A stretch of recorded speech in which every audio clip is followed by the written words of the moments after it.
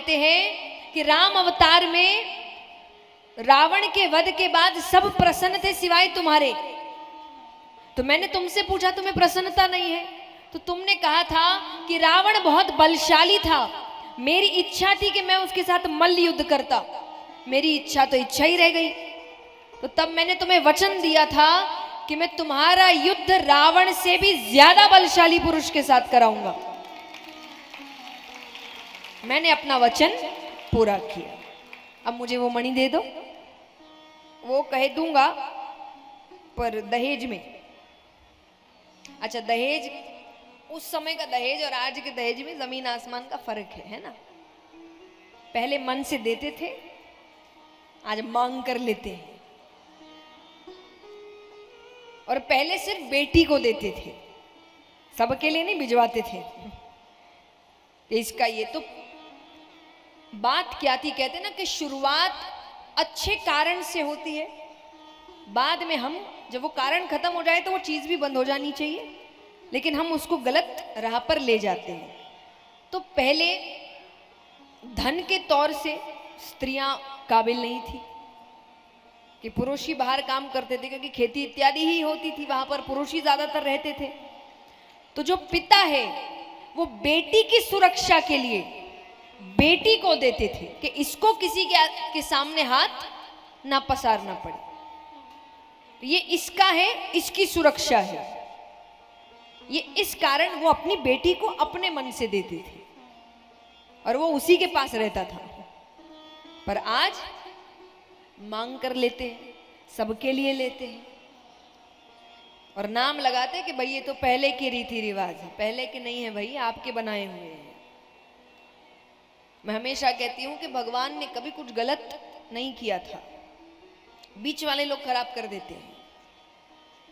हर चीज अच्छे कारण से बनाई गई थी, लेकिन बीच में आकर फिर जिनको अपने नए नियम बनाने हैं वो नाम भगवान का लगाते हैं, क्योंकि उनको पता है वो तो नीचे आएंगे नहीं, वो तो आएंगे नहीं बोलने के भाई ये मेरा किया धरा नहीं है, ये इनकी सोच है, मुझे मत बीच में लेकर आओ।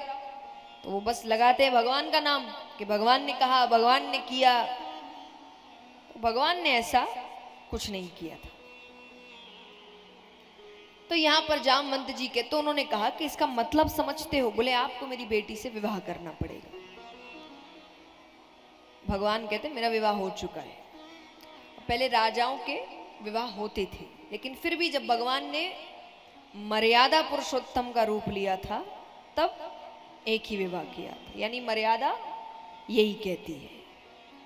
पर उस वक्त भगवान श्री कृष्ण अवतार में वो राजा है, तो उन्होंने कहा कि एक हो गया, एक और सही। लेकिन अगर हां मेरी बेटी में मनुष्य वाली सुंदरता नहीं, ये सोच आप रख रहे हैं तो बात अलग है। तब भगवान ने बड़ी सुंदर बात कही थी कि मेरे लिए सब सुंदर है, क्योंकि सबको मैंने बनाया है, मैं कोई खराब चीज बना ही नहीं सकता। फिर से भगवान यह कहे कि कौन सुंदर है और कौन सुंदर नहीं, ये रूप तुमने बना दिया, कि तुमने एक रूप को कह दिया, इसको ही सुंदरता कहते हैं। मैंने तो सबको सुंदर बनाया, इसलिए सबको अलग बनाया कि उसके जैसा कोई और नहीं है। आज यहां देखिए सबके चेहरे अलग है, सबके चेहरे, क्या विचार सोचिए। हम आज कहते हैं ना कि भगवान का कार्य देखिए, आज कोई भी चीज नई निकलती है, चाहे सामान निकल रहा है, कोई इलेक्ट्रॉनिक सामान निकल रहा है, जो भी है, आए दिन उसमें बदलाव चाहिए, बदलाव करना है, अपग्रेड करना है, अपडेट करना है। यानी मनुष्य एक बार में कोई ढंग की चीज बना ही नहीं सकता कि उसको जीवन भर वो चला सके, उसको बार बार उसको बदलना। भगवान ने एक ही बार इंसान बनाया, आज तक वैसा ही चल रहा है।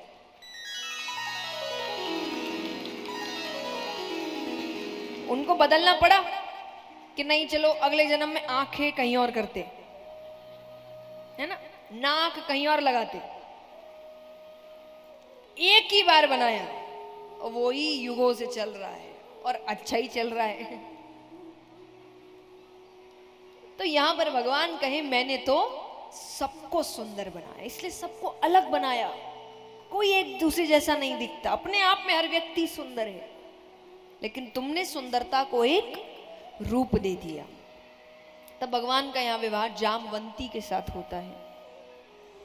अब वो मणि लेते हैं, सत्रदिक राजा को देते हैं, वो माफी मांगते हैं। अब प्रसंग आता है, क्योंकि हम जो जानते भगवान के 16,000 इतने विवाह हुए, असल कारण था कि भौमासुर नामक दैत्य थे जिन्होंने अलग अलग राज्यों से 16,100 राजकुमारियों को अपने बंदी गृह में रखा था। वो भगवान से प्रार्थना कर रही थी, तो भगवान उनकी सहायता करते हैं। जब उससे युद्ध करने जाते हैं तब उसके साथ मूर नामक दैत्य भी आता है। भगवान ने उसका उद्धार किया, तब से भगवान का नाम पड़ा मुरारी। मूर नामक दैत्य को मारने से भगवान का नाम पड़ा मुरारी। अब सब राजकुमारियों को छुड़ा लिया। भगवान ने उनसे कहा जाइए अपने अपने राज्य। वो चली गई। जब चली गई, उनके घर वालों ने उनको नहीं अपनाया, उन्होंने मना कर दिया अपनाने से। तब वो फिर भगवान के पास आती है और फिर उन्होंने कहा अब आप अपनाएंगे। तब भगवान ने उन 16,100 राजकुमारियों को अपनाया। तो इस प्रकार विवाह माने गए हैं।